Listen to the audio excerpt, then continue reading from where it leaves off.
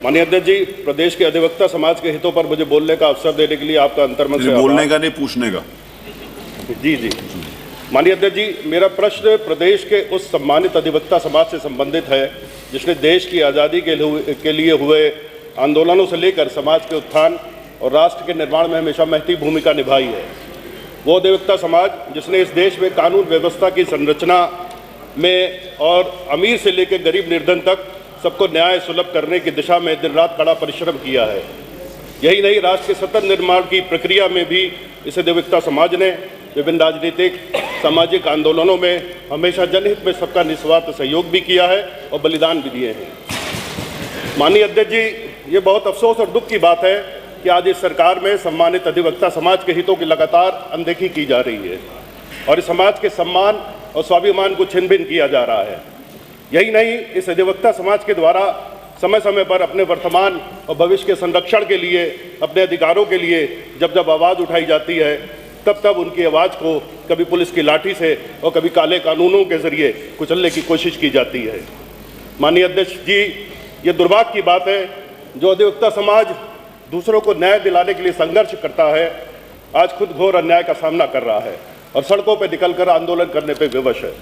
माननीय अध्यक्ष जी, मैं सरकार को याद दिलाना चाहूँगा आपके माध्यम से कि कुछ समय पूर्व इसी प्रदेश के जिला हापुड़ में और उसके कुछ समय बाद जिला गाजियाबाद में पुलिस की ज्यादतियों और अधिवक्ताओं पे हुए लाठीचार्ज के विरोध में प्रदेश भर के अधिवक्ता काफ़ी समय तक आंदोलनरत रहे थे और न्याय कार्य उन्होंने ठप रखा था।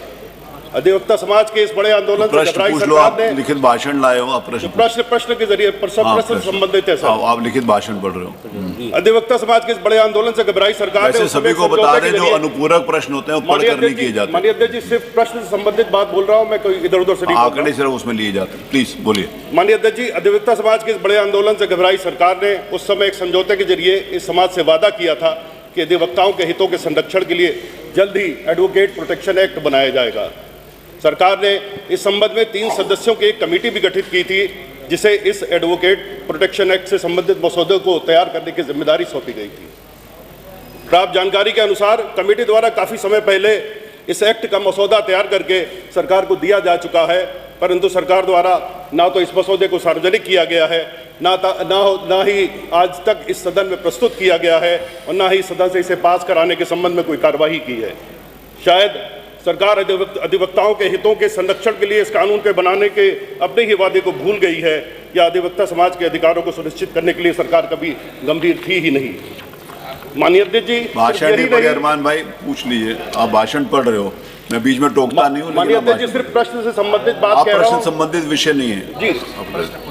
नहीं, कोई जरूरी नहीं है 5 मिनट बोला जाए, 5 मिनट पूरे करने को जरूरी नहीं है। संबंधित ही बात को 5 मिनट मैक्सिमम टाइम है, मिनिमम टाइम नहीं। जी, मैं टाइम के अंदर बात पूरी कर लूंगा। माननीय अध्यक्ष जी, माननीय अध्यक्ष जी, सिर्फ यही नहीं, सरकार किस तरह इस सम्मानित अधिवक्ता समाज के साथ छल कर रही है इसकी एक बानगी ये भी है कि इसी सरकार के माननीय DCM ब्रजेश पाठक जी, जो कि पिछली सरकार में न्याय मंत्री थे, उन्होंने वर्ष 2019-20 में सरकार की तरफ से जूनियर अधिवक्ताओं को न्यूनतम 5,000 रुपये प्रतिमाह स्टाइपेंड देने की घोषणा की थी, जिसका आज तक अता पता नहीं है और इतने वर्ष गुजर जाने के बावजूद ये घोषणा अमल में नहीं लाई जा सकी है।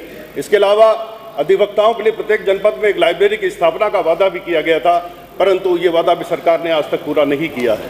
माननीय अध्यक्ष जी, मैंने जो प्रश्न किया है और उसका जो उत्तर सरकार की तरफ से आज आया है, यदि आप उस पर गौर करेंगे तो आपको और विस्मय और आश्चर्य होगा।